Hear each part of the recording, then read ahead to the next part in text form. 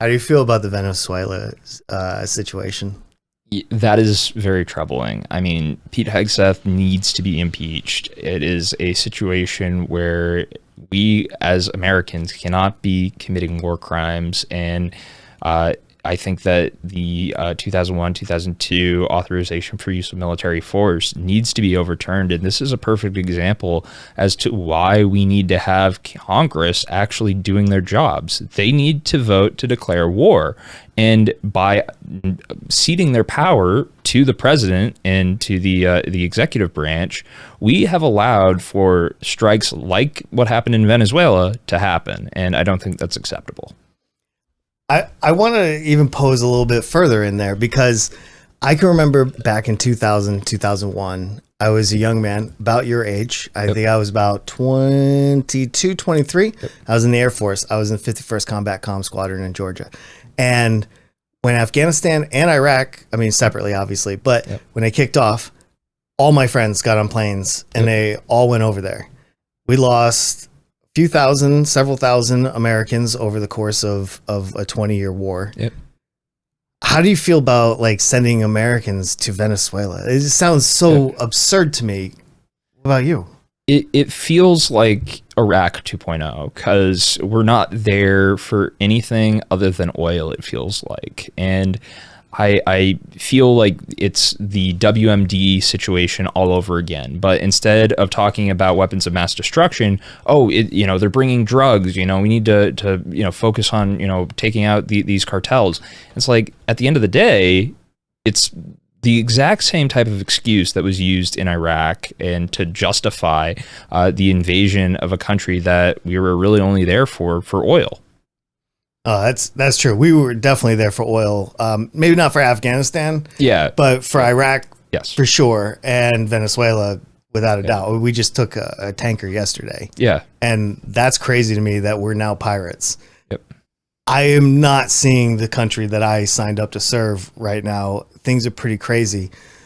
Would you support impeaching any of these people that are up on like Hegseth and then Noam, even Donald Trump? If you were in the House, where would your vote lie? Well, as I said, we already need to impeach Hegseth. He committed a war crime that is unrefutable. Trump, I think, also has committed several crimes. I mean, whether we look at the unconstitutional actions of implementing tariffs, whether we look at the fact that he has used unconstitutional authority to pursue some of these strikes using the 2001-2002 AUMF. And I think that, there are several things that have been deeply concerning for, his presidency, when we're looking at things like him forcing National Guard troops into cities around the country. And I mean, that's part of the reason why, one of the pieces of legislation that I'm bringing forward this year, it's a constitutional amendment here in the state of New Hampshire, to give the Executive Council the authority to rescind orders that may be approved by our governor. And I mean, having a right-wing governor like we do, and being the only Republican-led state in New England, if Trump wants to, mess around with Boston or something, he's going to send the New Hampshire National Guard down.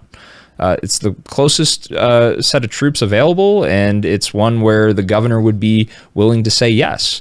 And I don't think that it should be just on her responsibility. We have an executive council where, very unique in that regard, where we do split up our executive branch in the power that it's provided.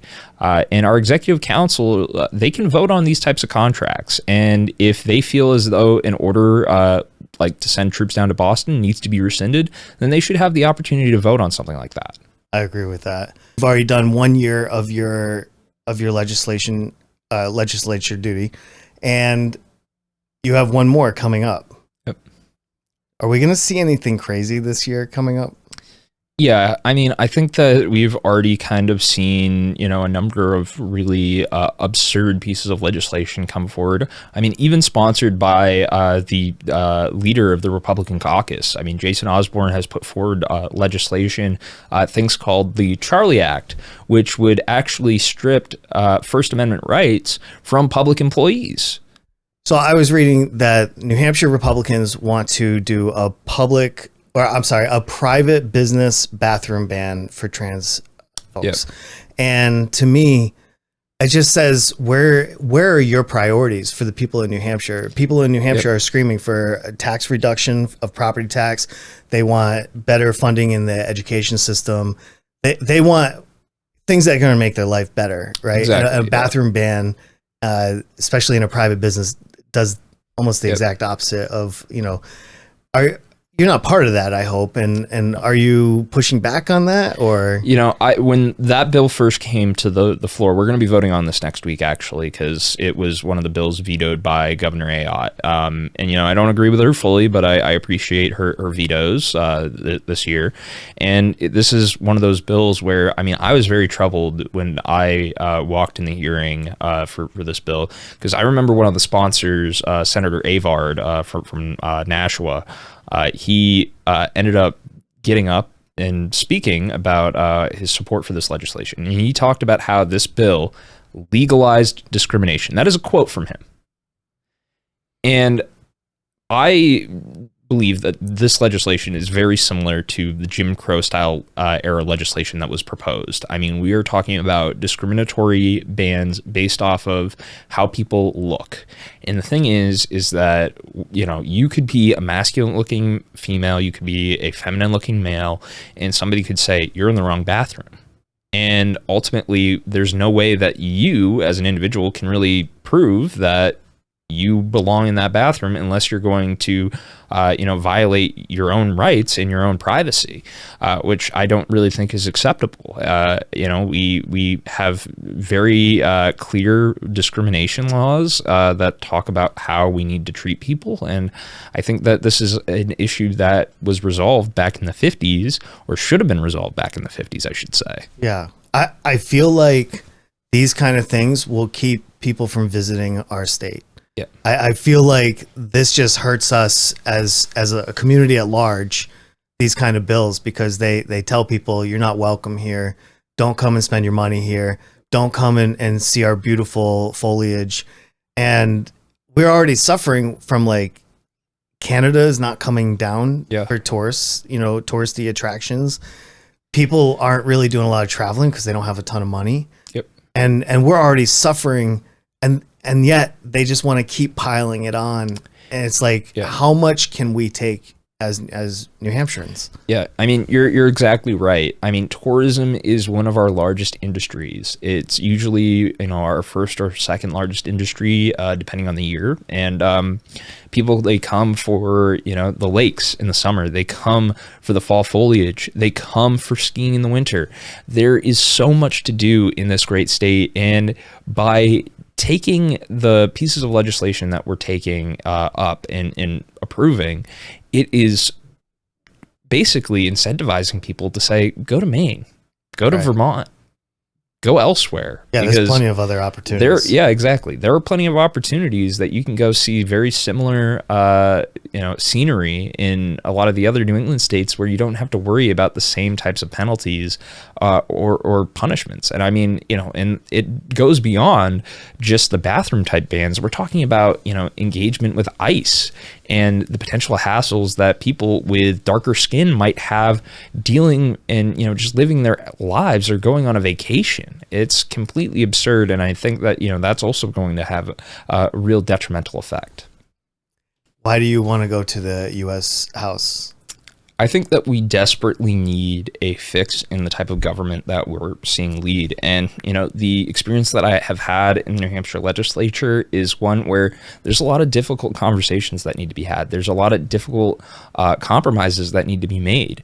But the thing is that right now it feels as though we don't really have the leadership that we need to meet the moment. I think that both the Democrats and the Republicans have really failed. Republicans have failed to stand up to their own leadership. Democrats have failed to stand up to Trump in an effective manner. And even still, when we look at the campaigns, they provided no real solution. The Republicans at least were offering, the lowering of costs and prices. Democrats, it was just, we're not Trump. And I think that was very ineffective. And, looking at communities like ours, it is very clear to me that you got to talk to the Republicans, you got to talk to the Democrats, you got to talk to the people who are independent, politically disillusioned, because they don't really feel as though politics is doing anything for them. And they feel as though, both parties are doing an inept job, and we need to work to make sure that we can restore faith in the type of government that we should be providing to the people. One thing that always impressed me when I first met you, and we did a lot of door knocking together during the campaign, and we would go up to people's houses not knowing what to expect. I would always do the same thing to you. I'd be like, okay, this house, I would look at everything that they have displayed, and I would try to make a guess of where they stand politically. Yep. And we would go up to their doors, and almost immediately in some cases, I got shut out. I once got called a socialist, and probably a few other things behind the closed doors. But then you were right next to me, and they would turn to you and they would talk to you for like 10, 15 minutes, even though I believe for the most part, you and I, we agree on a lot of things, progressive values. Yeah. You have such an innate ability to talk with the other side, even if the situation is crazy. Are you going to maintain these progressive values when you go to the House? Yes, because I think that what we are seeing is the fact that Democrats, they like to promise these things, but then when the rubber meets the road, they oftentimes fold and compromise on those values before we can get anything out of it. I understand, it's going to be difficult to, get things through in a Republican government. And, if I get elected this term, we're going to still have a President Trump that we're going to have to deal with. We're going to have to figure out what we can do to, work with the Senate, because it's going to probably be slightly Republican leaning. But it is something where I do think that we are seeing a lot of good numbers coming out, a lot of good polling that is going to suggest a strong Democratic wave. But that being said, we need to be able to start these conversations not at the point where we want to get, but we have to be talking about them in ways where we are starting the compromise at a point that's beyond where we want to finish. And that's where Democrats have really failed. And if we can help kind of make the understanding between people a little bit clearer, that, ultimately I think, Democrats, Republicans, the average voters, they want mostly the same thing.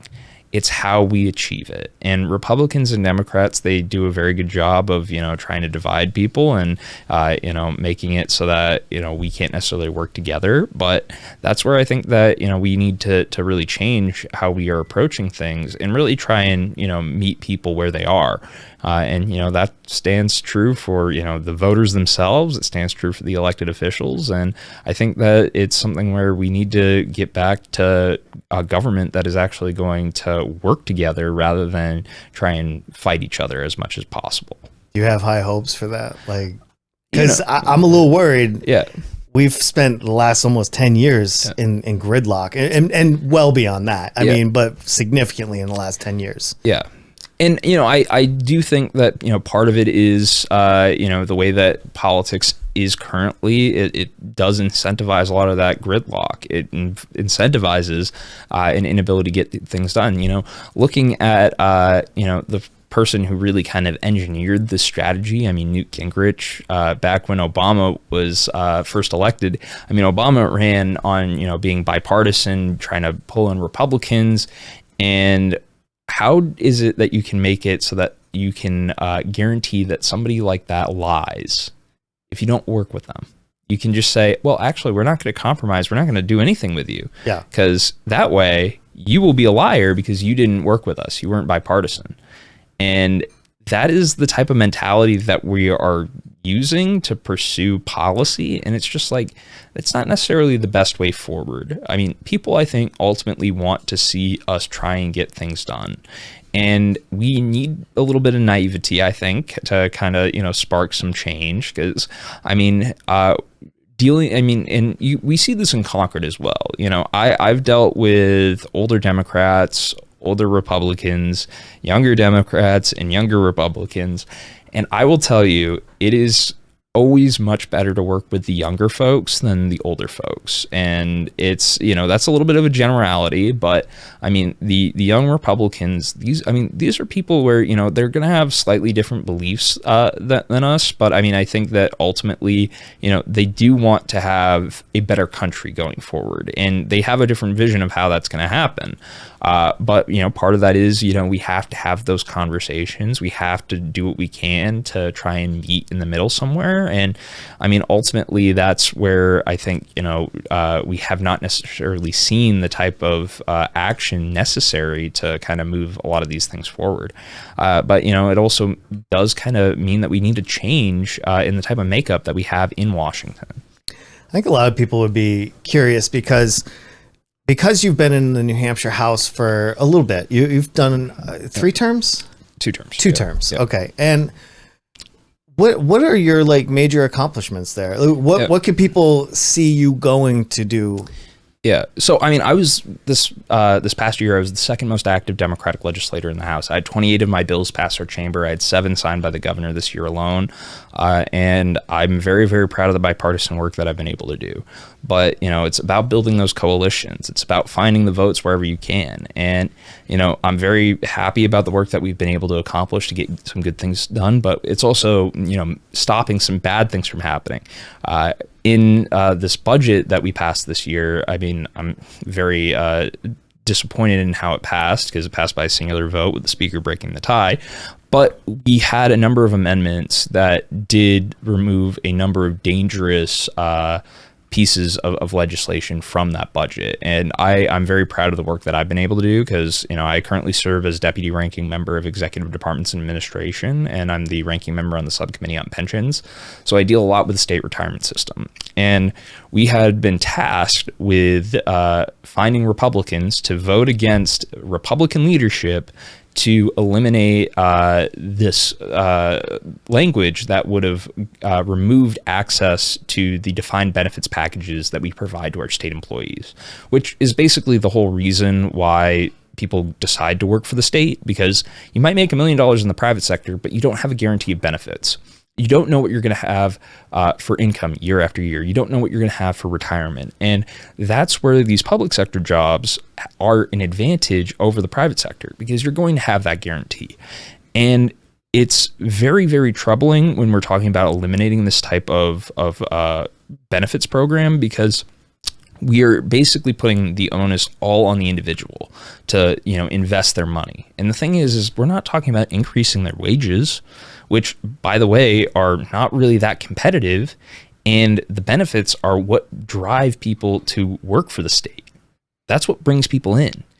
So by going and saying, hey, we're going to get rid of this program, we were shooting ourselves in the foot detrimentally. And I'm very proud of the work that I was able to do to get Republicans to say, no, we're not going to pursue this type of policy. And they stood up to their own leadership. And I'm very, very happy and proud about the fact that we were able to get those votes. Incredible to even see it. Speaking of the state jobs being secure, I just wanted to go on a tangent since you mentioned this. Working for the federal government used to be one of the most sought after things. When I retired from the military, everybody around me, they were putting in their USA jobs. They were doing anything they could to get a federal job so they can get the second retirement and just get into the golden years. At the state level, though, I'm a little unaware. Has there been like a driving force to reduce I don't know how you would say it, like the want and the desire to work for the state? How is New Hampshire handling all that? Yeah, there definitely has been an effort to kind of undermine the ability for New Hampshire to pursue the employment for a number of people in the state. And I think that the retirement system is a good example of how we have failed people, because there have been a number of times where we have reduced the types of benefits that we provide to people. And even still, we had a situation a couple of years ago. We had a rate reduction. So when people hit Social Security age, the rate that they would be provided from their pension plan would be reduced, so you would be getting the same amount total in your retirement as for the entire time. So before you hit that Social Security age to after, it would all be the same. Thing is that 1,500 employees got left out of this change. 1,500 people got a rate reduction, but that meant that they didn't get benefits that they should have been entitled to, because there was a delinkage between the Social Security age and retirement age for the state. And so people, they would have to wait a couple of years between that retirement age and when they were eligible for Social Security. And because of that, we have had 1,500 people receive less total income, because they're not receiving that Social Security income, and they were never provided a fix. We had legislation that came through my committee, and it was shot down. It was a fix to help make sure that those 1,500 employees got the payment that they deserved and that they were entitled to fulfill the contract that the state signed with them. And it is very disappointing that we have, been so poor in treating our state employees. 1,500 families that are affected. That's a lot of people. Yep. That's actually pretty disappointing to hear. With all the knowledge that you have, being a rep here in New Hampshire, and with such a large legislature, you get to really be in the mix. Yeah. How much does that prepare you to go to the federal level? Yeah, I think that, I'm very prepared. Of all the candidates in this race, I still find it a little bit comical that I'm the candidate with the most experience as an elected official, despite being the youngest one at 25. And that, I think, is very valuable, because, as I told you, it's not like I'm just sitting in the hall taking votes. I am active. I am in Concord about 4 days a week. I am meeting with constituents. I'm meeting with advocacy organizations.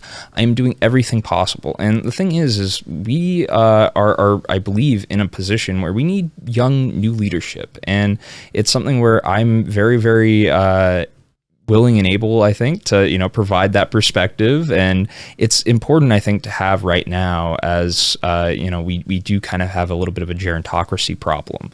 And that, I think, is really going to make a huge difference in being able to be effective in Washington. And, also the fact that I'm a policy wonk. I don't have any staff in the state legislature. I am the one who does pretty much everything on my own.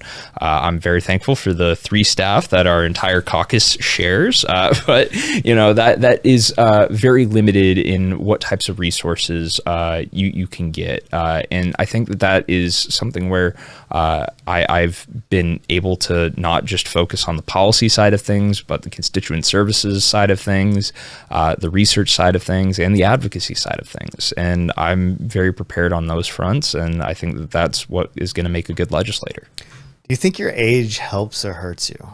I think it helps me in this case. In the past, I would say potentially it would hurt, but I think people are looking for a new type of leadership, a new generation to step forward. And ultimately speaking, it is something where we do have a problem with our gerontocracy. We have an aging leadership that I think is not necessarily doing the best job that it could for the American people. And that's where I think having a little bit of youth and having a different perspective as to what the struggles that people are facing would really make a difference. I agree with you. It probably feels like 20 years ago at this point, since like every week feels like a year. Yep. But Dianne Feinstein, she died in office. Senator Grassley is 90 plus. Yep. There are so many people that are making laws and decisions for us. Yeah. That may not be here very long to Yes. get those consequences and to reap those rewards. So I'm huge about getting the youth in. I'm 48. I even said to you on the campaign trail, if I don't win the seat, I'm probably not going to go again, because I don't need to start a career at 50, right? Even if it's in the House, I would rather take my expertise and what I do to promote a younger individual to go and represent, my town, my county, my state, whatever. So we have room to grow. Yeah.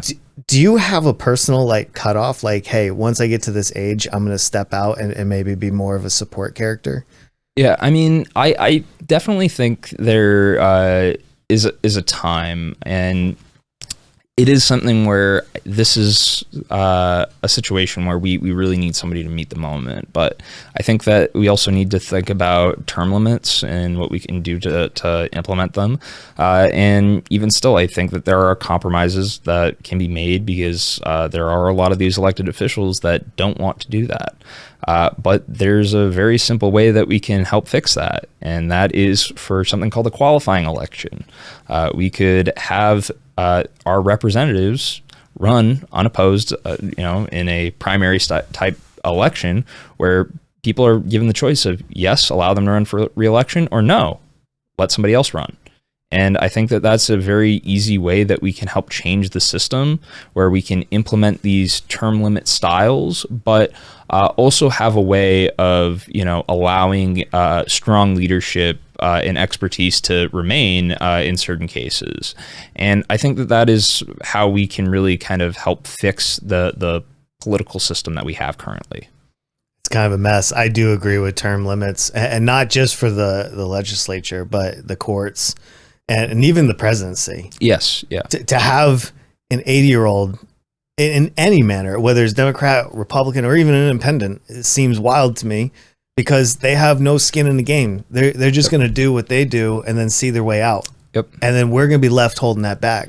Yep. The state of New Hampshire, in our state constitution, we actually have age limits for sheriff and for our Supreme Court. That's right. We voted on that last year. Yes. And it barely failed, thankfully, because it would have raised it to 75.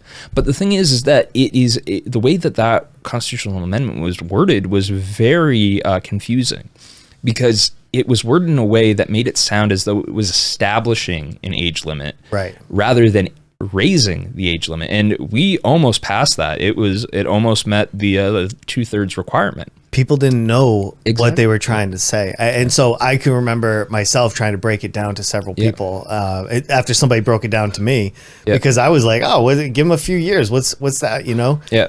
But then once it was explained to me, I was like, oh, those sneaky bastards. Yep. Yeah. And so I'm glad that it did fail and, make room for the younger crowd to come in. Yeah, exactly. But, it is something that is actually going to come back up, I believe, on the next year's ballot.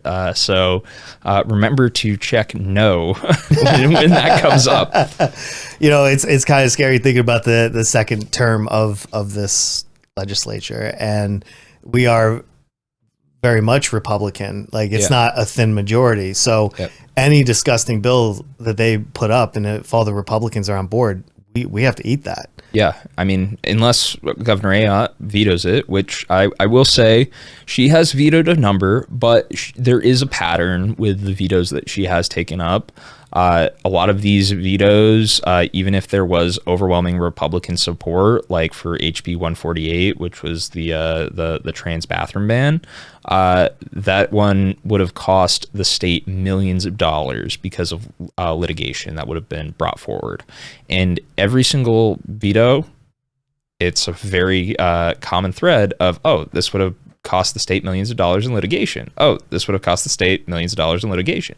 And as a former attorney general, it kind of makes sense as to why she vetoed a number of these pieces of legislation, but it also makes it so that, she does appear more moderate, which, going back to the discussion about the budget, I was very disappointed because, Governor Ayotte she did say that she was planning on vetoing it, and then proceeded to turn around and sign it. She had 3 reasons as to why she wanted to veto it.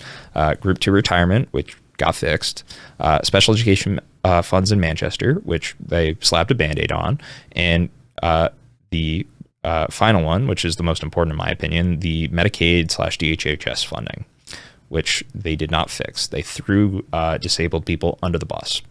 And to look at this even further, Republicans, they love to say, Democrats, they want to implement an income tax. Governor Ayotte just signed one into law. She signed one into law with the budget. And the thing is that it only affects low-income individuals. So to be on Medicaid, you have to be a low income in order to qualify at all. And then in order to receive these benefits, you now have to pay $288 a month. That is an income tax. That is an income-based tax in order to get essential services that you cannot live without. I don't know how that can be looked at as any other way other than an income tax. Wow. I don't support an income tax or a sales tax. I think that we can do things differently here in New Hampshire. We have a tendency to do things different. And I don't know why so many people think that the Democrats want this. Because I haven't met a Democrat that wants that. I mean, I'm sure there are, but I haven't met them. And every time the Republicans are in office, they seem to enact all the legislation that they say that Democrats want to enact. And then they just point the finger. And then so many people are like, see, I told you it was the Democrats. And I don't know how we get out of that bubble. I don't know if it's a critical thinking issue. I don't know if it's an education. I don't know if it's just propaganda. I don't know what it is. But some people are so locked in that they won't even have the discussion with you. And that goes back to, the problems that I was talking about, where we're not really able to connect with folks. I mean, one of the problems that I do think that this country has is the lack of third spaces and the ability to really interact with your neighbors. I mean, we spend most of our time at work or at home, and you can't talk about politics at work. And most of the time you agree with, your family, or you don't want to talk about it at all with your family. It's kind of one of those things where you either completely agree or completely disagree and don't want to talk about it. So there's very, very little opportunity for people to be challenged on their own beliefs and have to put themselves in another person's shoes and kind of see their perspective. Sounds like you're describing empathy. Maybe a little bit. But, I mean, there is a very troubling pattern that I feel that people can't necessarily empathize with the other side. I think that, the Republicans, the Republican voters, they want the best outcomes possible. And the way that they're looking at it is, and they're being told, the Democrats are wasting all this money that should be spent on you for these essential services and things that you need. But then when push comes to shove, they don't fund those essential services. Right. And that leads to, problems. But, the Democrats, on the other hand, it's kind of one of those things where, we want to try to provide it to everyone. And yes, those things can be expensive, but, we do have technically the money to pay for it. It's just how you get it. And I think that we are in a situation too, where there is a little bit of promotion of incomplete truths. Well, let me pause you just real quick right there. Because this morning, I read that the House just gave the military, or at least, approved it, almost $1 trillion budget. Yes. Yep. But they said we couldn't afford healthcare for everybody. Yep. I don't know, they talk out of both sides of the mouth, but how can we give the military $1 trillion and the American people nothing? Yeah. How do they sort that out? Yeah, I mean, even we could cut probably $1 trillion from the Pentagon, and there have been multiple Pentagon officials who have said, if you got $1 trillion, nothing would change. It's just the cost of things in the Pentagon has just been inflated because there is always an increase in the budget. So we can squeeze a little bit more money out of it. Yeah. And so we'll increase it yet again. But I mean, this is where I think that the military is a perfect example of what we need to be doing to move forward. I mean, they provide universal healthcare, they provide universal education, through the GI Bill, and those two things alone are some of the biggest draws for the military. The thing is that those two things alone are incentives that should really be provided to every American without having to join the military. We know that people end up being more productive to the economy if they are healthy, if they have access to that healthcare. We know that if people have a higher education, whether that be through a trade school or through a university, community college, they end up being able to produce more for that economy. They provide back to their community significantly more. And I think that those are some basic things where we see that there is an economic driver here. But, it's at the same time the fact that we have to provide it to everyone. The Republicans, they have a unique way of portraying certain issues, because I think that there are half-truths that they promote, things that are, technically true. Whenever they say that the United States is a welfare state, technically they are correct. It is a welfare state. It's just that the recipients of the welfare is not who they claim. They claim that, the recipients are low, middle income individuals who don't want to work, but that's not the case. The recipients are these large multinational corporations that are receiving huge tax subsidies, that are then turning around and also getting huge tax breaks, and then are telling their employees how they can qualify for federal benefits. They have billions of dollars in profits that they could use to pay their employees more or provide them with actual benefits, healthcare, the things that they are telling their employees that the government can cover for them. So why is it that we aren't taxing them more? Because they can't be trusted to provide their employees with the proper benefits. I think that that's a fair trade-off, because instead of giving them these huge tax subsidies, you're not benefiting your employees. We're giving you a huge incentive to continue making huge amounts of profit, but continuing to pay your employees garbage wages, which does what? Nothing but hurt the economy further. I think the fact that we lawfully tell CEOs, companies, that they have a duty to make as much money as possible for their shareholders. Otherwise, you'll get sued. You'll get your name dragged through the mud, and it stops. I think it stops maybe some of it. I mean, if I would imagine, I'm not there, so I would imagine that if you're on the upper scales of wealth or company ownership, that's the only thing you care about. Yeah. Right. And I think we see that with our current president. Oh, yeah. Right. As a real estate developer or whatever he did throughout his life, the only thing he cares about is how much money is somebody bringing in, how much of a cut can he get, how much money can be funneled into any bank account.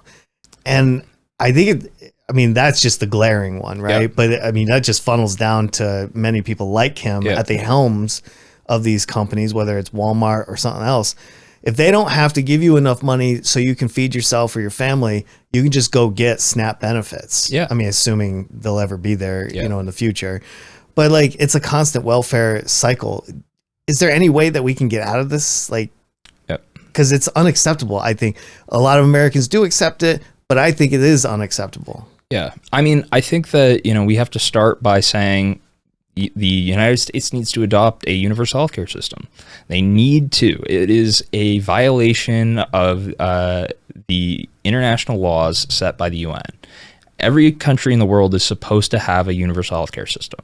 And by pursuing the for-profit model that we continue to have here in this country, we are violating that law, and we are violating the rights of our people. And I think that that's not appropriate. I think that, when we're looking at, education, we need to be talking about free trade schools, tuition-free public universities, because, at the end of the day, it is so expensive. Especially, the trades, to find, a plumber, electrician, somebody who has that qualification. And the thing is that those jobs are also going to be AI proof. You're not going to have an AI coming in and replacing, the leaky pipe that you got, that you need, somebody to come in and replace. That's going to be there. And I've talked to so many people where it's like, oh yeah, I had to wait, several days, and somebody from Massachusetts came up and came to fix it. And it's like, why are they coming from Mass? Because we don't have the population of these skilled professionals that we need in order to make sure that our economy has all the functions and necessary needs met. It's an interesting thought about the trades. So you're aware of this. I went to trade school in a high school. I became a licensed hairdresser. Yep. And I hear it all, so leave it in the comments. But I think that New Hampshire does trade schools wrong. Yeah. And we don't have enough of them. Yes. And when I went to high school, we did 3 weeks of academics. Yep. So you were on one side of the high school doing history, English, science, all the regular classes. And then after that 3 weeks, you would flip to trades, and you would only be in your trade for 3 weeks. So for me, it would be in the school's salon. I would be learning how to cut hair, color hair, like do all that stuff, right? Yeah. And we had all the trades, plumbing, aircraft maintenance, like everything in between, welding, masonry, all of it. New Hampshire just does not do trades well. So I think that's one issue that we have. And I want to actually piggyback on this thought as well, because so many people will always tell you, oh, we need trades. We need trades. Yep. Trades are the way, you don't need a college education. You just need a trade. And for some people, that's true, but you can only sell your time so much, right? Like a person only has so much time. You can only charge so much per hour before you're not competitive with the other trades. So I always tell people, I guess this isn't really a question. I always tell people, like, you get your trade when you're young, right? Master your trade, but go to college. Yeah. So you can take the next step and become a business owner and actually have knowledge on how to grow a business and do that. So I think a combination of trades and college makes an economy really run. Exactly. And the thing is that we need to open up the opportunities to folks, and we need to provide them the proper information. Like, I think that, the trades right now, especially, it is something where people in New Hampshire, if they go into the trades, they will make a lot of money. It is something where that is a job that is in high demand at the moment. And I do agree, but if we have free trade schools and tuition-free public universities, they can choose to go back to that university later on in life, and they can follow that exact path. And I think that is a good way forward to make sure that we are not just, trying to, produce as many graduates as possible, but trying to make sure that people actually have an education and are able to, move forward in a way that best fits them. I think we need to move towards a society with a deeper education. At least, at the very minimum, your community colleges should be free, right? Yes. And I know I hear the counterpoint that, well, if you make it free, then they don't have any incentive to pass that class. I think that's false. I agree. I think that people that go to college want to be in college, right? Nobody's forcing you to go to college. So if you're there, and especially a community college, not like you're going to join a fraternity and drink your first 2 years away. Exactly, you know what I mean? exactly, So I think community college is well within the scope. And I don't think it's that expensive, to be honest. No. There are a number of states that have adopted free community college programs, and it's been beneficial for the states that have done that, because it means that they can, help out a number of people, whether they're just looking to get their associates, whether they're looking to, get a head start on their bachelor's, whether or not they're just trying to find a cheaper alternative or just figure out what they want to do with their lives. There are so many advantages to having a free community college system that I think that it's something that we do need to have. And if we don't necessarily achieve tuition-free public universities, which I know is a big ask, it is something that there is an alternative there. And I mean, with the trade schools as well, one of the big concerns that I have had was obviously the closing of Job Corps and how that is going to affect a lot of the educational opportunities that people have, because there were a lot of trade programs that Job Corps provided that people are just left out on the street now, where they're not able to complete that apprenticeship. I think having a less competitive community, people that aren't getting the education, people that aren't getting the internships, the experience and everything, just kind of hurts everybody. Yeah, exactly. And so I hope that we'll see that in the future. That here in New Hampshire, I don't know. New Hampshire is one of those. This is a weird state. It is. I moved here, and we were kind of like on the cusp of a blue state. Yep. And then it went so red. Yep. And it's just been red the entire time. Yeah. And it's kind of a caveat, because another question about our governor here, she keeps posting on Facebook, or her team, that we are the freest state in the United States. As somebody that lives here, I have certain things that I can't do because they're either illegal Yep. right? Well, no, they're just illegal, Yeah. right? Yeah. So, Yeah. and I'm thinking specifically cannabis, right? Yes. There's so many Yep. people out there that use it as a medicine that we want to bring money into the Yep. state. We want to Yep. keep people out of prisons. We're locking people up for a plant Exactly. Yeah. and ruining their lives. Yeah. And then at the same time, we're giving hundreds of millions of dollars to our neighboring states who are benefiting off of that plant that's illegal here. They're laughing at us. Oh, 100%. It's just, oh yeah, we'll take that New Hampshire money. We'll take it. Yeah. These people are going to go get it anyway. Oh, 100%. And it's just, it's the fact that it not only makes sure that it's safer for the community, but, it makes sure that there is, regulation. And I mean, I hear it all the time, being, the sponsor of a number of the cannabis legalization bills, we got to think about the kids. We got to think about the kids. And it's just like, it's a lot harder for a kid to get alcohol than it is for them to get cannabis. Sure. And by having those age requirements, by having the laws that have been set up to regulate alcohol, they've been able to, do a pretty decent job of, making sure that kids are not able to buy it. It's a fairly difficult thing for them to do. And it's no different with cannabis. Under the current system of illegality and prohibition, it allows for, that teenager to go on the black market and be able to purchase it from somebody. And who knows necessarily, again, what type of product that person is actually selling, because there's no testing or regulation.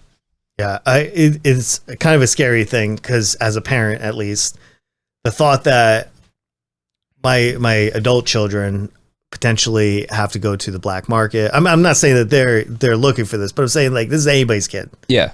If you're a parent and your child's maybe 25, right, and looking for a little bit of relief, maybe they got into a car accident, maybe it's something serious, right, some pain reduction.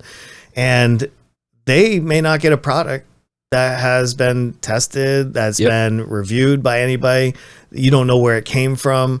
And I think that's the scariest part of prohibition, because you don't know where stuff comes from. Exactly. And then we wind up with people getting injured or worse. Yeah, exactly. And I don't understand why somebody can say, hey, we got lots of liquor stores with drive-throughs and this is acceptable. But giving somebody the freedom to choose for themselves, to put something harmless or at least reduced harm into their body would benefit all of us. It would. I mean, it would benefit us on, a personal freedom level. It would benefit us on a state tax revenue level. It would benefit us on a multitude of levels. And I mean, especially here in this state with the issues that we've had with the opioid epidemic. I mean, I know people, there are people that I went to high school with. I remember, the brother of, one of my classmates died from an overdose. And it's a situation where, ultimately there are a lot of people where they're, being prescribed these, and, we have had a situation where we have kind of gone back the other way, where we're not necessarily prescribing the pain medications to the level that I think are adequate. And that means that people are oftentimes going and self-prescribing. And, I think cannabis is a good way that it's an alternative for folks. And that's something that I've been a strong advocate for in the New Hampshire legislature, because we need to be trying to help make sure that, whether people were addicted previously or are, going to be on opiates for the first time, that they have the choice of going with a non-addictive alternative. When I've been very open about the fact that I have my therapeutic cannabis card. And I remember when I had to apply for the first time to get my card, the way that the regulations were set up, it required you to try two other types of pain relief medications in order to get your certification. And I remember being put on this prescription for amitriptyline, and it caused me to have heart palpitations. This is something that is extremely dangerous, and it's really serious to myself. And yet cannabis is an alternative where I've never had any issues. And that is a very stark contrast, I think, in terms of, being able to show the types of dangers that, even, amitriptyline being a non-opiate type of medication, but people, under that type of regulation were being prescribed things like Oxy. Right. where it's just like, this is way beyond, what the cannabis is going to necessarily be needed for in a lot of ways, where it's just like, for me, and it's just like, this is not necessarily, I think, the best way forward to make sure that people are being protected and kept safe. On the same subject, if you get elected, you go to the House down in Washington. Yep. Where would you like to see federal, either descheduling, rescheduling, full legalization? Yep. Where do you sit there? We need to be moving towards full legalization. I mean, I think that the descheduling aspect of things is important. And we need to move at a relatively slow pace. And I know that can be a little bit frustrating for some people, but I mean, part of it is too, we have to think about the industries that have been set up in these different states, because at the end of the day, if we just let a free-for-all happen and just say, all right, we're legalizing it, everybody's good to go. Like the New Hampshire market, for instance, would be flooded with products from Maine, because Maine has a much larger grow operation than we do in the state of New Hampshire. They have, the opportunity for more independent growers, versus in New Hampshire, we have to have everything very heavily monitored and restricted. And they're all indoor facilities, for instance. And so the fact that there is no interstate commerce under the current model of state-by-state legalization means that everything has to be grown within that state. Everything has to be produced within that state. But we could have a situation where there are a number of different states where they have larger programs, basically wiping out the smaller state markets and completely pushing them out of the industry, which I don't think is necessarily going to be beneficial for the local businesses that have popped up. So we have to be able to kind of help level the playing field for everyone. I don't think that's an outrageous take. I think that's a nice, like, safe slide in. I think Americans just want to know, like, what's their future? Yep. Like, where are we going with this? And we keep bouncing that back and forth. I don't want to make this just about that. Yep. But the concept that we are the freest state, that we have all these rights, I just feel like they're lying. Yeah. for lack of better words. It's also, I think, a misconception as to the different types of freedom. Like we say freedom, people think, overall freedom, which oftentimes, the Republicans, I feel, when they think overall freedom, they just think freedom from the government. But there is another aspect that people often forget, and that's freedom from corporations. The thing is that we're not free in this country from corporations. You are tied to your job, usually because they provide you with health insurance. You're tied to your job because if you leave that job, you will not have that health insurance follow you. You have to stay in that position usually, and you can't necessarily be as potentially as ingenuitive as you might want to be. And that's something where I think we need to try and help make sure that people have the opportunities to be uplifted. But, it also means making sure that they can maintain their own freedom from these corporate overlords, per se. But in New Hampshire and across the entirety of the Northeast, I think one of the biggest glaring problems that we see with corporations coming in and taking away our freedoms is in the housing market. Because, if you're going to be truly free, I think that also means, being able to own your property so that you're not beholden to a mortgage or to a rent, and that you're able to just live your life, pay your taxes, and be able to get the necessary services that you as an individual need. But looking at how the Republicans have set up this idea of freedom, they have completely left out the corporate side of things. And housing, as I said, is a great example, because we have private equity firms coming in spending $50,000, $100,000 over the asking price of these homes. And people like yourself and me, we can't compete with that. No. There's no way that you're able to compete with these large multinational corporations that have basically an infinite amount of money in comparison to us. And that's where I think we're seeing a lot of problems because people are being forced out. And I mean, we talk about building a ton in the state legislature. We talk about building. They're just going to buy those too. Well, yeah, because we never talk about who's purchasing them. We never talk about that. It's just something that we, completely ignore. And it's like, all right, so what's happening to the units that we're building?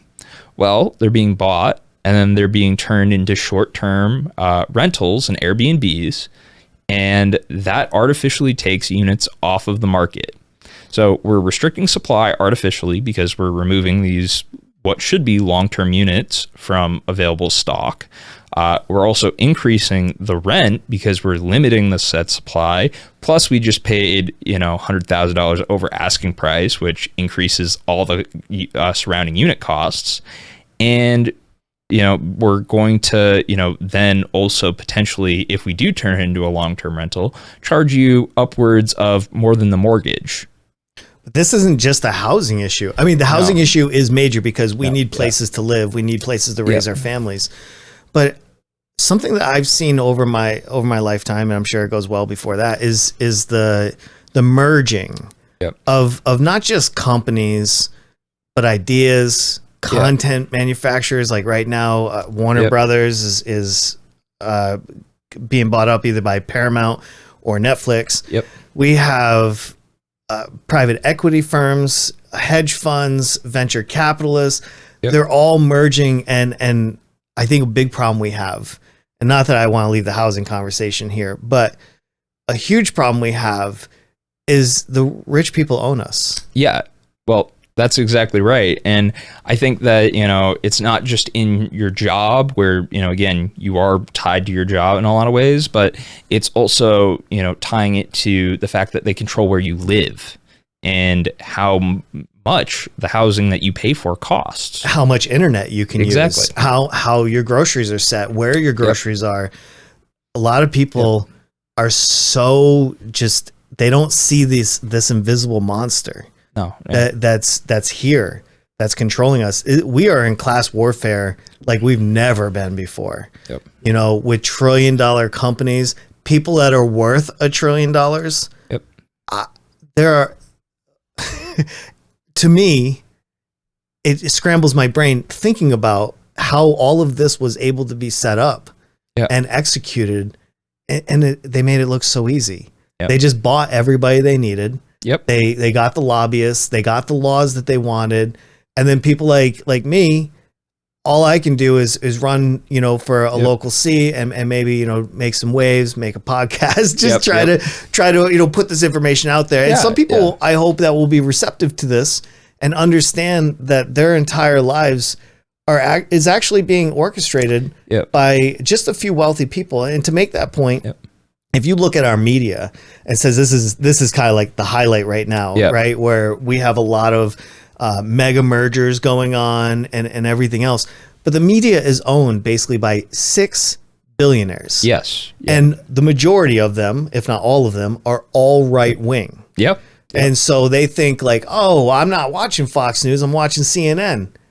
Well, you're watching right wing propaganda. And I'm not saying like all of it is, but the majority is either already or about to be. Yeah. And I do agree. And, this is one thing where I think Trump got it very right. He talked about in 2016 how there was, fake news and the corrupt media. And I will have to say it is something where I do believe, you can see how media in terms of the portrayal of actual facts has really kind of been skewed, where we are now looking at opinions as fact rather than opinions as opinions. And this stretches back to Ronald Reagan and in 1986 with the the removal of the Fairness Doctrine. Now, the Fairness Doctrine, that was supposed to regulate the type of information that was provided to people through these different types of media companies. And ultimately, they are supposed to provide that information in a free, fair, unbiased manner. And it's a situation where now, because that rule has been lifted, they don't need to fix any of the mistakes that they might make on air. They don't need to rectify any of the errors that they might make or the lies that they might accidentally tell or purposely tell. And it's something where we really need to have that type of transparency, I think, and type of legislation in order to make sure that there is a basic understanding as to what the common facts are, rather than the kind of two mainstream types of media that we have now, where instead of it being kind of a more monoculture type thing, we're in a dual culture, fighting for, this so-called culture war. But, I think that is definitely something where we really need to figure out how we, as, individuals, as Americans, as people who are just, average individuals, can really put our needs first over the needs of a billionaire. I think one thing that scares me the most out of those thoughts that we just described, the fact that all that media is owned by right-wing billionaires. Yep. It goes beyond that. Let's talk about Podcast Bros just for a second, right? Because this has a direct influence on our elections and how we send and receive information. Tim Pool is one that comes right off the top of my head, right? Yep. Rogan, all those guys, they're all right. Mm-hmm. They're all right wing. Yep. They're all funded by right wing sources. I mean, it was brought to our attention that Russia was literally funding Tim Pool. Yes. And nobody cares. Yeah. No, he's still doing his thing with his little cap and all that. Like, he's just, I'm sorry, it's not about Tim Pool. I get wrapped up real quick about that. But my point is, Democrats don't really have that avenue to get the information out, right? Yeah. Like, they've been shut out. This is probably the only way I can get any information out, right? By building a YouTube channel. But even at the end of the day, YouTube can ban this channel, and then my stream of information is gone. And that's not just me, right? It's just anybody. Yes. Yeah. Information has been co-opted, controlled, and I do agree. Like, Trump, like, at first with the fake news thing, I was like, oh God, here we go again. Like, all I'm going to hear is fake news, fake news, fake news. But then I realized it's all projection. Yeah. The fake news is from them. Yep. But they want to trick us into thinking that everything they say is fake news instead of looking at them as fake news. Yep.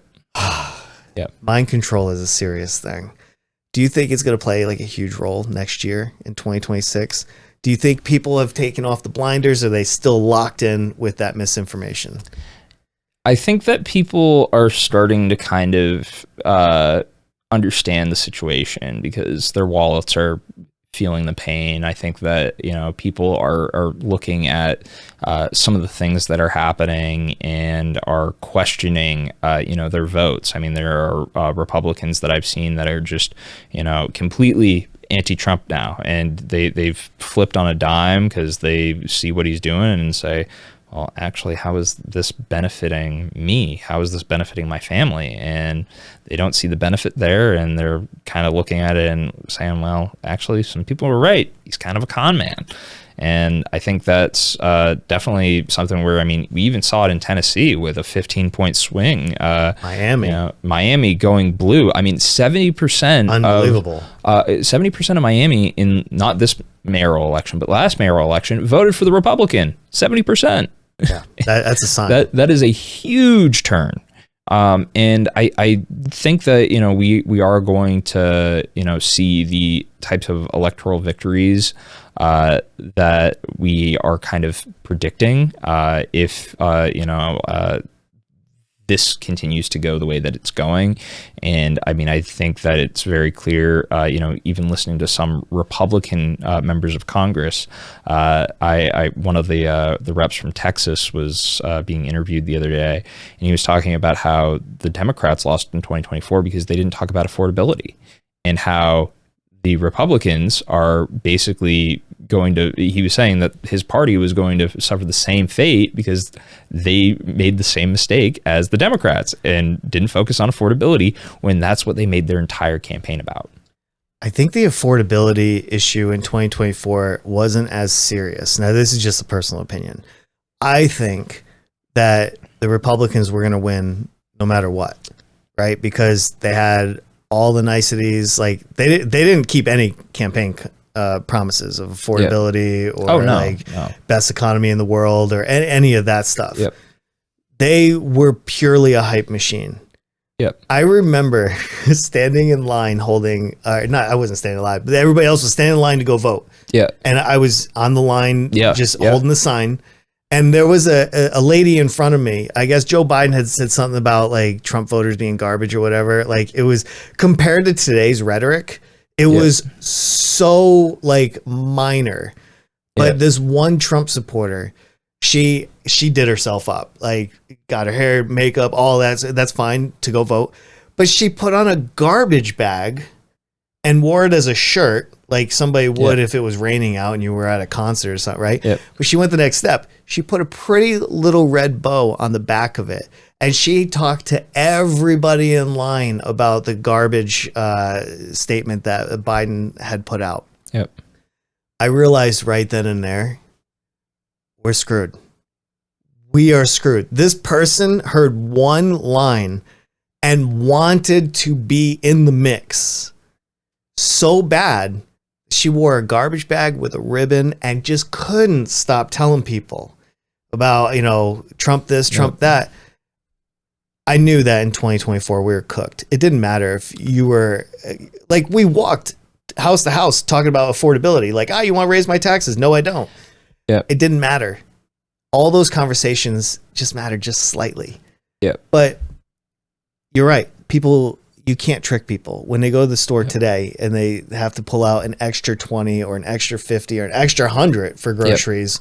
You can't deny that. No, you can't. And I do think that 2026 will feel that, where 2024 was more of, I want my team to win. Yeah, I would agree. And, part of it too is like, I don't think that the affordability crisis was as bad in 2024, but it's also, the Democrats were not necessarily running on the issues that I think or were clear about the issues that they stand for. And I think that also played a factor because it was more just saying, oh, well, we're not Trump.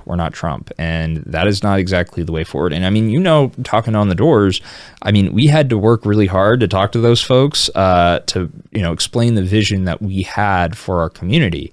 And I think that, that is something where we were able to win a split, half the seats because of the fact that we were able to kind of convince some of those folks that were on the fence.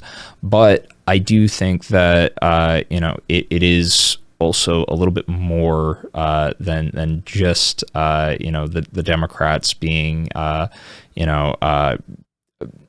well, I should say, I think it's more about the Democrats also not having the turnout that they needed because there was not the excitement. There was not the desire to really feel like in 2020, people felt like a need to go out and vote to stop Trump because of how bad everything was.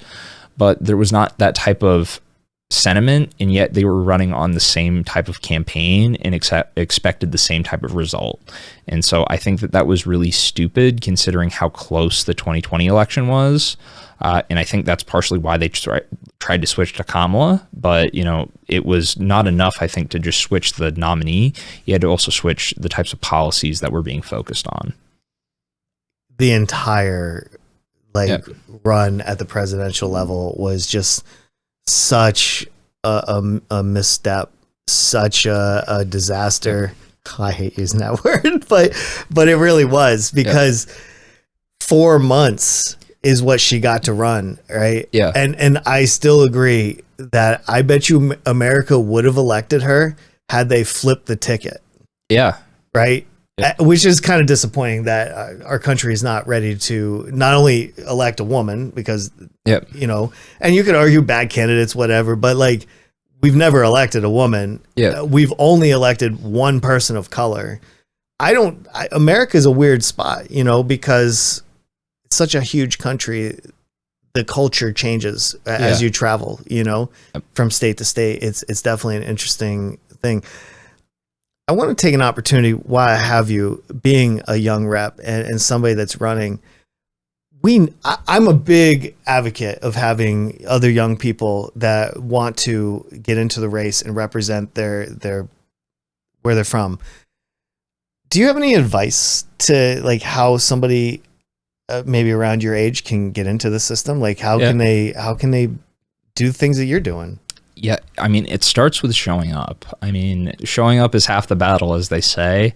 And, you know, it's, for me, I started by showing up to my local town Democratic committee. I showed up to, you know, the offices of different elected officials. And, you know, it's the opportunity to try and talk with them, to actually see what you can do to influence the types of policies that are being drafted. And it's just putting that simple step forward and taking, you know, that first opportunity to, you know, try and just get out there. Because if you end up putting the work in, you'll start to grow. I mean, I've learned so much, you know, from, you know, doing things like canvassing, knocking on doors, campaigning. It has been the most educational thing in my life. And you learn, you know, and as I had mentioned earlier, you know, you get to put yourself in these other people's positions and shoes, and you get to kind of see how they live and how they, you know, what they need in order to be able to, you know, live their best lives. And I do think that is something where, you know, young people in particular, I mean, we have, you know, a little bit of a, you know, a little bit of adhesion to, you know, getting off the ground at times and, you know, kind of taking those first steps. But it's one where, I mean, we need the youth representation right now. And that includes, you know, local city council, select board, whether you're running for state representative, state senate, one of the county positions, or, you know, running for Congress. It's something that we desperately need across the entire board, to have an actual representation of different age demographics across the board. And it really kind of sucks being the youngest one in any room that I walk into. You know, it would be great to have a few other people around our age, and, you know, kind of be, you know, under retirement age, just in general. Right.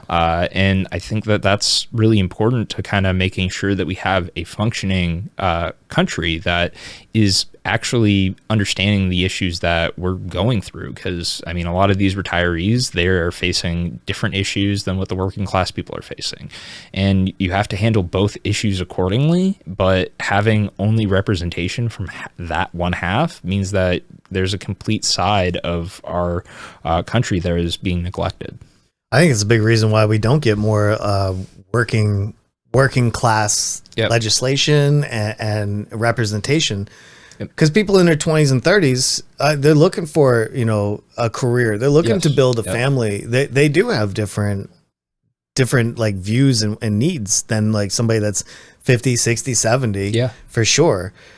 I think the first step, and for anybody that does listen to this, reach out to your local party, right? Your local Democratic or Republican, right?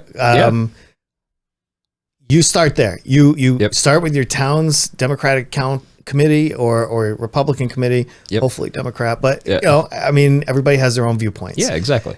Start there. One thing we're missing, I feel like, at least here in New Hampshire, I can't speak for everywhere else, is a quality candidate pipeline. Yes. Yeah. And there's a huge problem with that. I think that we have a problem of being able to build out our bench in the state, partially because the elected officials, we get paid awful. I mean, we make $100 a year. We get paid $200 lump sum before taxes. And then we get paid mileage, and it's not exactly the most affordable thing.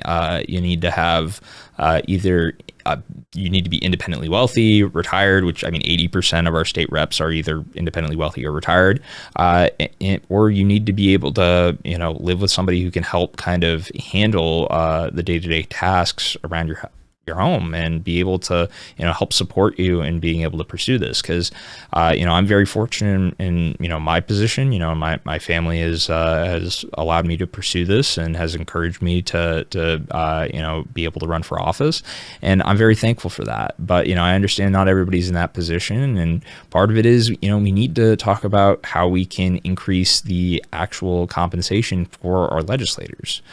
We also need to eliminate the age limits that we have on different offices. Like I can run for state rep and U.S. Congress and some county positions, but I cannot run for state senate. I cannot run for governor. I cannot run for executive council. Can't even be president. No, I can't. Well, that's a federal thing, but the funny thing is that, in this race for the first congressional seat, I've had a few of my opponents come up to me and say, Heath, why aren't you running for governor? And my response to them is, I'm not old enough. Why aren't you running for governor?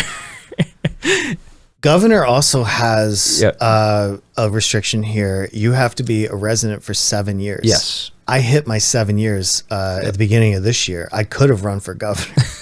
But I don't want to. That's something that I don't necessarily have the passion for. Yeah. But other people might, and I hope that we'll see a better, candidate. Yep. While we're on that, because you brought it up, one of the candidates for governor next year, John Kuiper, he ran before. Yep. We both know him. He has made a statement that he wants our legislators to be compensated appropriately. Yep. Where do you sit on that? Yeah. So, as I said, I think that we need to increase our legislator compensation. But right now, it's how we get there. We are bound by the Constitution to pay our reps $200. And I don't really think that it's going to change unless we remove it from the Constitution. This is something where the Republicans use it as an excuse to make sure that we don't get paid. And I think that it's something where if you look at every other state, they set their rates by statute and their compensation is set by statute.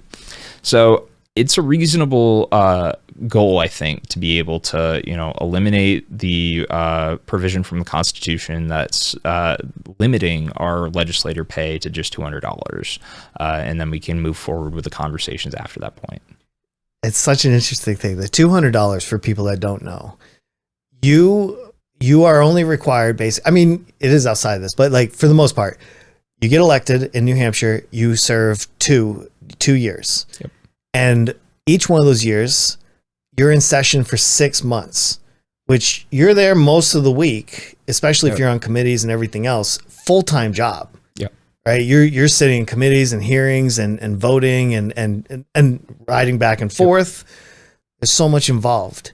And I know that the reps get paid mileage, but that's a pittance, compared to like what other states do for theirs. Yeah. Well, we're also all county delegates, and so the county also pays us mileage, and I get paid more in mileage to go to the county facility than I do to get paid to go to the state house. And it's like the county facility is closer to me, and I get to be paid more. So it's that's a whole other mess, because it is one of the few places that we have a Democratic majority, and it is funny hearing some of the Republicans, because for instance, we nearly have a super majority on the county delegation for the Democrats, and it was funny because before this past 2025 election, we had a number of meetings, and we had one of the Republicans from Rochester complaining about the tax rate. And it's just like, all right, let's think about this real quick. So you're complaining about, you're very vocal at the moment talking about the county tax rate, which is the smallest portion of your tax bill. It's the smallest portion, smaller than your local, smaller than your federal, smaller than your state, smallest portion. Thing is that Rochester at the time, they had, because this was after the 2024 election, so Trump was president, there was a Republican Congress, Republican Senate, and then at the state level, you have Republican governor, Republican executive council, Republican state senate, and a Republican house. And then if you look at the local level, they had a Republican mayor, and a Republican board of aldermen. So the only thing that was democratically led was the county. So that being the smallest portion of our tax rate, how is it that if we're complaining about the taxes, that it's not the Republicans' fault for taxes going up in your local community because the federal rate was going up, the state rate was going up, the local rates were going up because, well, especially the local rates. And it's just like, I know that Rochester gets screwed every single year by the state. I've looked at the, I mean, it's something where, Rochester is a very important community to me. I mean, I went to high school there, and it's something where looking at the funding for the schools, I mean, Rochester is one of the lowest per pupil rates in the entire state. And I think that is very problematic, because when we're looking at, this complaint that this representative was lodging, it's like there's no excuse other than Republican leadership for what you're complaining about, because the county is not what's causing your taxes to go up.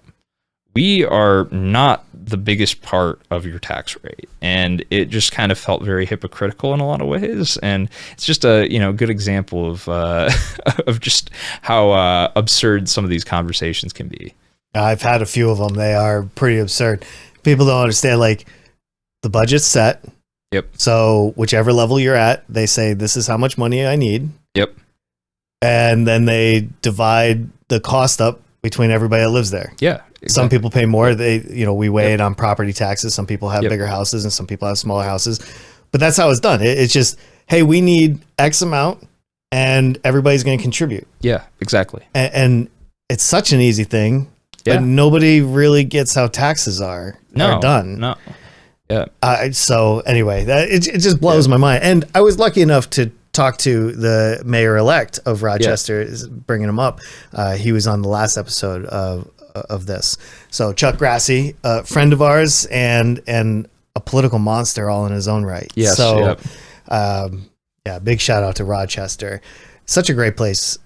I wish more people felt that way about our major cities, like Manchester and Rochester. There's only a few cities that get love, right? It's the Portsmouth and maybe like a little bit of Dover, they get love, but everybody else doesn't. It's such a shame. Yeah, but it is one of those things where these communities, they are, I think, underappreciated and underlooked. And I mean, a lot of the problems that they are facing are because of the lack of investment, the lack of care, and the unwillingness to really kind of move towards policies that will actually uplift these people's lives. I mean, Rochester, for instance, going back to the opioid epidemic, I mean, it has a huge, problem there. And I mean, that's one of the places where, I mean, we as a state are not necessarily, investing as much as we really should in making sure that we have the proper resources to meet the needs of the community. Oh, absolutely. And the opioid crisis was devastating here, like many other places, like Kentucky and everything else. We don't talk about it a lot because after the Sackler family got, destroyed and billions due in payments and everything else, opiates are so addictive. And I don't want to get locked here, but like when you give people opiates, they just think, oh, it's doctor prescribed, I'll be fine. Yeah. But you get physically hooked. Yes. And I took morphine sulfate for like 3.5 years ish. And it turned my brain to mush. I was hooked on them physically. You don't even realize it until, and I know this is kind of outside of our but people will relate to this. I broke a glass and it went through my hand. I was on opiates, so I didn't really feel it. I did, but I drove myself to the emergency room. Yep. And I went cold turkey. I put the opiates aside. And it took me a year to come back, to be able to string thoughts together, to be able to hold conversations like this. Yeah. I had to rewire my brain. Yeah. And opiates are not just destructive, but they kill. Yeah, they do. I could remember the first 2 weeks of going cold turkey off of the opiates because I wanted a better life for myself and my family. I could remember putting a small stool in the shower just so the warm water could me on the back and just let me cry it out for an hour in the shower, you know, because it felt like lava was going through my veins. Yeah. I can't imagine going through that ever again. And any way we can get away from those kind of addictions would be key to our communities. Yep. I know firsthand how devastating. And then in addition to that, I lost my sister 3 years ago to a fentanyl overdose. She was hooked on opiates for pain. She didn't have any other outlet, and she did heroin one night, and there was fentanyl in there, and it killed her. That's a big reason why I'm so on board with getting this stuff out of our communities, getting a hold of it, and treating our people better. Yeah. And I'm sure I'm just one story. I bet you there's people that are going to watch this and they'll relate. Yeah. They say, oh, you know, I lost my uncle, my sister, my brother, and all that. Yeah. I mean, it's something where, I mean, I feel like everybody in the state knows somebody who has lost a loved one to the opioid epidemic. And it's just so disappointing to, have this such a large issue affect so many people, and seemingly we are always kind of going back to the same problems, and we are seemingly struggling to solve these issues that realistically, I mean, we shouldn't necessarily have had the problems to begin with if we had taken the proper approach. I mean, I know with the promotion of things like the fact that there were non-addictive opiates and whatnot, that just absolutely devastated so many communities and so many people. Yeah, we need better options across the board. We need people that are invested in this, and not just people that are making money off of us. Yep. When and if you go to the House, do you have a committee that you have your eyes set on? Yeah, I mean, I think that there are definitely a few good ones. I mean, I have spent the past couple of years now in the state legislature dealing with the retirement system, and I think that's really important, moving forward. And I think that if there's any way that I can serve on either the Social Security Committee or looking at like Health and Human Services, I think that those would be kind of some of my top picks, because I do think that moving towards a Medicare for all system would be a huge advantage, and one of the biggest things that we need to be doing in this country. I didn't realize that healthcare was not for profit not that long ago, and it wasn't until around the 80s that they changed that. Yep. And now everything is profit. Yes. Including our lives. That scares me, especially as I get older, and I'm sure even older Americans are feeling that directly. Yeah. I do support the single payer healthcare system, and I know people will say, well, it takes you forever to get an appointment. Yeah. It takes me forever to get an appointment right now. Exactly. I've been waiting 6 months just to talk to my doctor on the phone. Yeah, exactly. I can't even imagine like how fresh that would be to just be able to go to the doctor. Yep. I want to piggyback on something that you had mentioned earlier when we talk about the military budget and like a socialist kind of every day. I served for 20 years in the Air Force. I served here in the US and Oconus overseas. No matter where I was, if I woke up sick, I could make a phone call and I could go to the doctor. I didn't have to worry about copays. I didn't have to worry about prescription costs. I didn't have to worry about whether I could get seen or not. That wasn't the question. Yep. You just go get seen. Yeah. They may not be, world-class doctors because of the way the military, brings them in and stuff like that. But somebody could see me and hopefully start some kind of triage and get me better and on my feet. I always felt a little upset that you had to put your life on the line to get that. Yeah. Right. I didn't have opportunity when I was 18. So I went off to the military. I didn't have free college to look forward to. I didn't have somebody that was going to let me live with them and do that stuff. I wish more Americans understood what you get from the military And we should be extracting those kind of benefits and giving them to regular Americans. Yes. Could you imagine how productive somebody could be if they woke up knowing that if they had COVID or flu or even cancer, Yeah.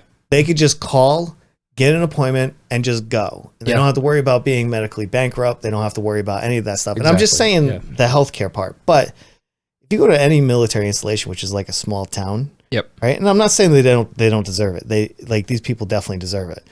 We have libraries. We have places to eat on base. We have our own department store with AFES. We have our commissary, which they're trying to privatize. That's a whole different conversation, but oof, that's awful.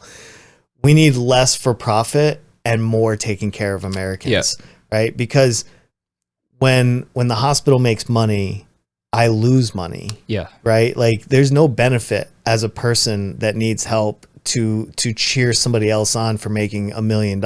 Exactly. Yeah. And I don't understand that mentality.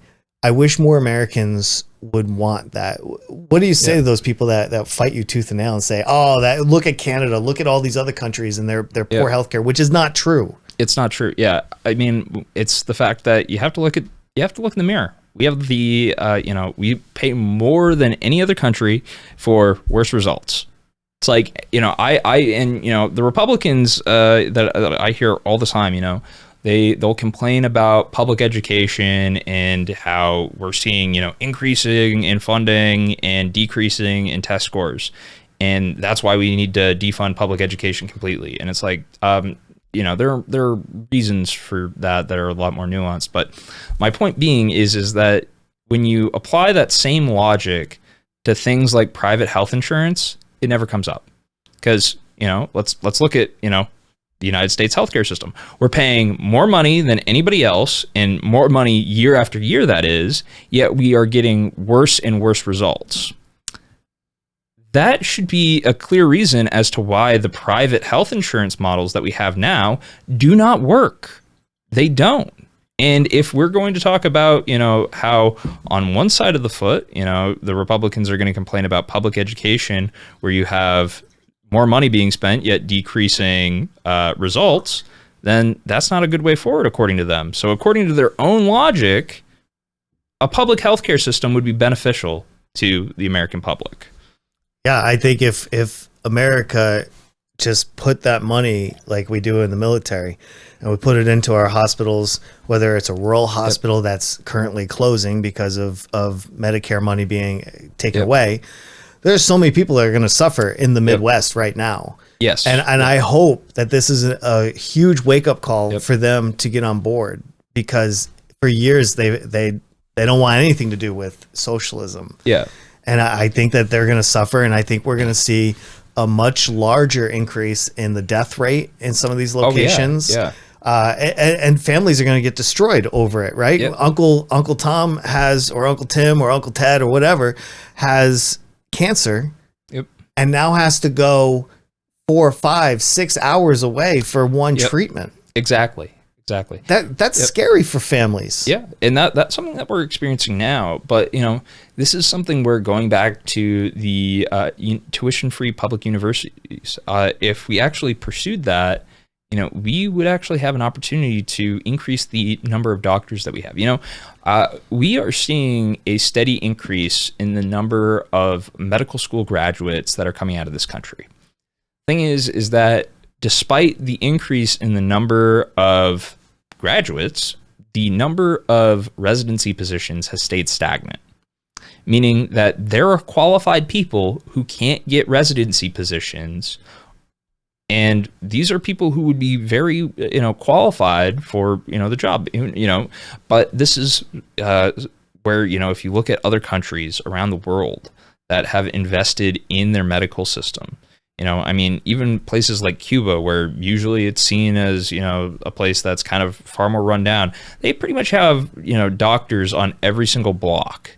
And it's very beneficial to the people there because they can just go see, somebody real quick, get but the cost for them is actually the fact that they don't need to pay for the service. They need to actually go out and pay for the medical supplies that they need in order to actually be able to get the service, which is a whole other problem. But looking at their wait times, they don't really have wait times because, they're able to be seen pretty much instantly. And if we increase the number of residency positions that are available, we can kind of replicate a very similar style where we're increasing the amount of doctors that we actually have that increase the amount of people that can actually be seen, decreasing wait times. And this is an easy way where we're benefiting off of people actually pursuing the jobs that they have been trained for and are actually maximizing that education to its highest level. What do you think the future looks like with doctors and other professionals that can't get those giant loans anymore to go to college to become those doctors? In 20, 30 years from now, are we screwed? Yeah, if we don't start to change things, because we need people to be actually able to get into those positions. And going back to, the residency aspect of things, one of the reasons why we have had a stagnation in those residency positions is so that we can artificially limit the number of doctors because it increases their pay. And that's not necessarily something that's beneficial for the general population. And that's where we have to kind of come in, do what we can to help provide those educational opportunities to folks, because they are going to be the ones taking care of us moving forward. And we need to make sure that they're as highly trained as possible. I am so scared that I'm about to turn 50 in just a couple of years. And I feel like the damage that was done just this year alone, and this doesn't even look forward to 26, 27, 28. I, along with a lot of other Americans, are going to feel all the changes and the destruction that has gone on in this administration. And we have Dorian over here. Come here, mister. Come here. Sorry, my kitties. My kitties get priority on the podcast. So, but I feel like the future is bleak because it's going to take so much time to roll all of these things backwards. Yeah. If you get elected, you and everybody else have so much work ahead of you. Oh, yeah. Do you think that we ever recover in my lifetime, in your lifetime? I hope. It's going to take a lot of work, but we wouldn't do things if they weren't hard, right? And I think that this is an important moment where we really need to have people coming together and putting forward the best possible effort to make sure that we can help kind of bring this country back to a place where we can have civility and be able to treat each other as humans and not necessarily jump down each other's throats just because we want to have healthcare as a basic human right. It's so daunting to think about having to, and some of this stuff can't be undone. Yeah. So like the damage to our allies, the damage to so many other things. And I don't know if we recover. Yeah, I think that it's going to be difficult no matter what happens, and the recovery is going to take a long time. It's going to take, I think, more than 2 years no matter what. And I think that, considering how the Constitution has been completely ravaged, I think that we need to consider having a constitutional convention to, make the necessary changes so that we don't repeat some of the things that we've seen happen over the past couple of years. There's an organization called Wolfpack. I do know the founders and everything, but they want to do a constitutional convention, which takes 35 states. Yep. We are not in that zone. There's too many divisions between red and blue. Yeah. Do you really see that we would have one? It would have to happen after Trump whatever happens, and it is not something that like we're going to have constitutional convention bills coming forward in the New Hampshire legislature this year. I plan on voting against them because I don't think that now is the time to do it. I think that we have to wait a little bit until we can kind of bring things back together. And I do think that the way that this country is going, it is going to hurt, but I think it's going to bring us together. One thing that I'm curious of, because you are running, is your campaign like grassroots donations? Are you taking corporate money? Are you like where do you sit with all this? Yeah, we are completely grassroots funded. We're not taking any corporate PAC money. I've been endorsed by Citizens Against APAC Corruption, so we're not taking any money from AIPAC or any other similar groups. And I think that it's really important that we focus on that grassroots funding. I mean, and also I should mention, I am the only union endorsed and union funded candidate in this race thus far, which I think is really important because we need to really uplift our workers any way that we can. I mean, we need to be talking about, not just providing them education, healthcare, living wage, a place to actually sleep, and a property that they can actually own. So I think that there are a lot of things that we need to be doing, and I think that my campaign is moving towards a way where we can hopefully provide that. But that does mean that we need people like yourselves. If you can help, heathhowardnh.com/donate is where you can help contribute. I think one thing that we didn't cover very much is in this state, we get a lot of sandbagging. And we get a ton of people that live in Washington or outside the state, and they know that the state's kind of easy to get elected depending on what you're running for. Yeah. I know that you're not that. You are from New Hampshire. You live New Hampshire. Your whole family is blue collar workers. I know them. Like, why do you think somebody should look at your history? Like, what's your connection in New Hampshire in your eyes? Yeah, I'm a 7th generation Granite Stater. I grew up here. I've lived my entire life here. I went to school here. I mean, I graduated from Spalding. I went to UNH, and it's something where I know the people here. I've been talking with folks about the issues that are of their top concern for nearly a decade, and it's something where I understand the concerns that people have, because I'm facing a lot of those same problems, when we're talking about, the housing crisis. I still live at home with my parents. It's not necessarily affordable for me to move out. When we're talking about, the cost of education here in the state, it's the highest in-state tuition anywhere in the country. And we're exporting more of our high school grads than any other state. And, that's something where you have to kind of be here to really kind of understand it. And looking at, the state as a whole, we do have a big problem being, the second oldest state in the country with, all these young people leaving. Our oldest generation and our youngest generation are very, very tightly bound together. And people, I don't think, really understand that as much as they really should. And I think being and living here in New Hampshire really kind of provides that unique perspective, because you see how these people, they need, emergency service personnel, they need nurses, they need people who are going to take over the jobs that they retired from.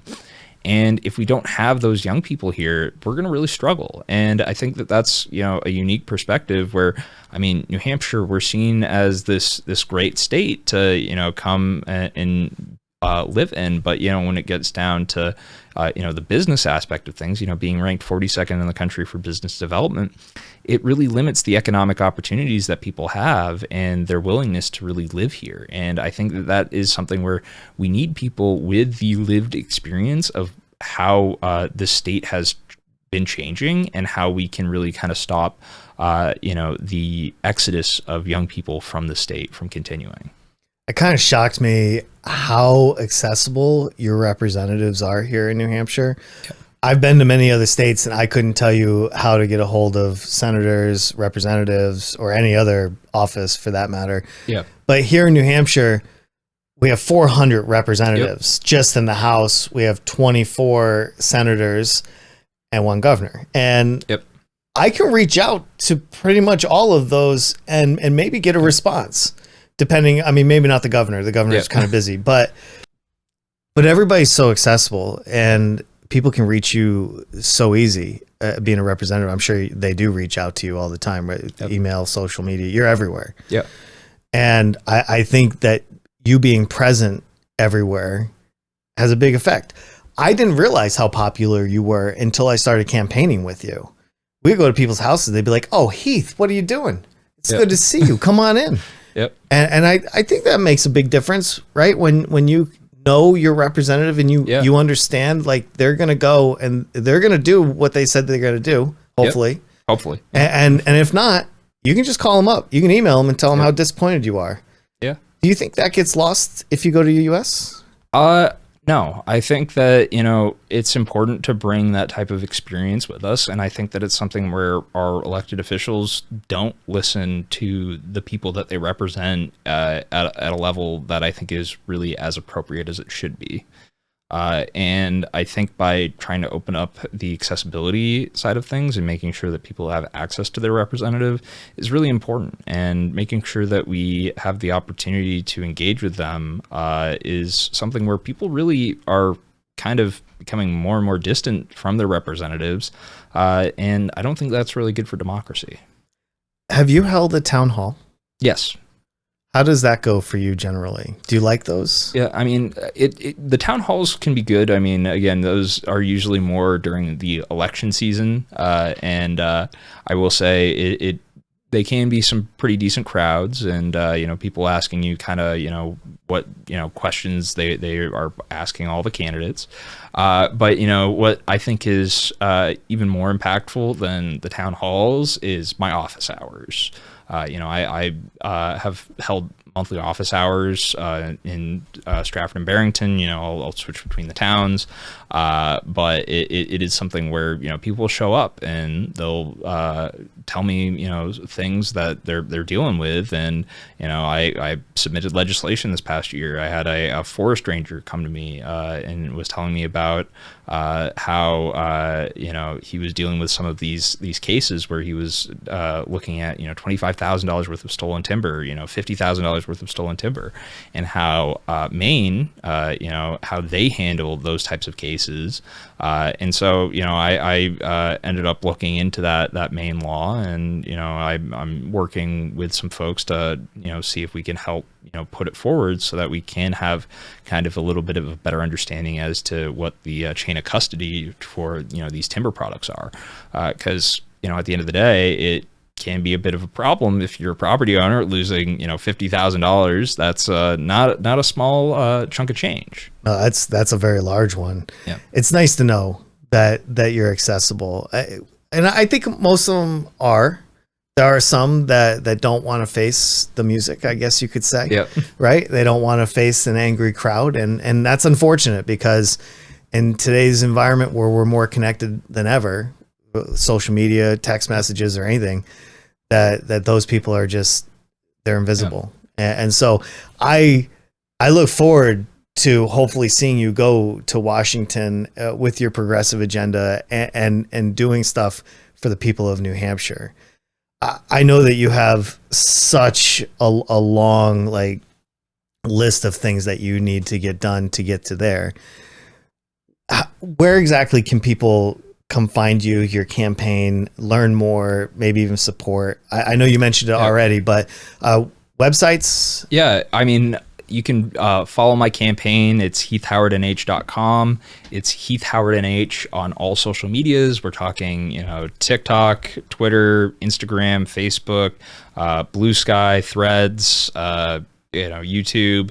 It's all available. And, again, it is something where we are completely grassroots funded. And, if any of you have the opportunity to contribute to our campaign, every little bit goes a tremendous distance, and I appreciate anything you might be able to do.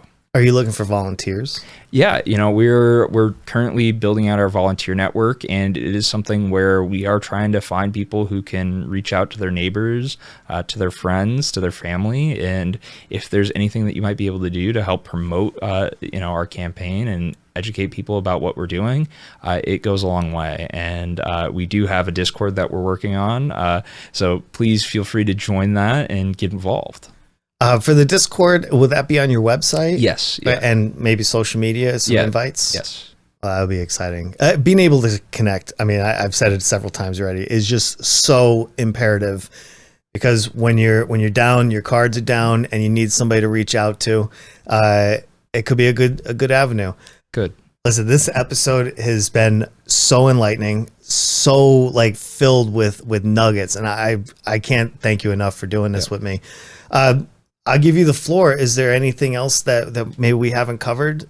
We can either do it in the next episode, or if you want to speak directly to the people. Otherwise, I just want to say thank you. Thank you so much for running. Thank you so much for doing this with me. I hope we'll do it again before the election. And it's an absolute honor. Yeah. Well, I appreciate you having me today, Adam. It really means a lot. And, again, thank you for hosting me and being able to chat with your audience about the upcoming election. And, again, I look forward to, hopefully seeing many of you all on the campaign trail. Thank you, brother. I appreciate you, man. Thank you. And good luck to you on your campaign. Appreciate it.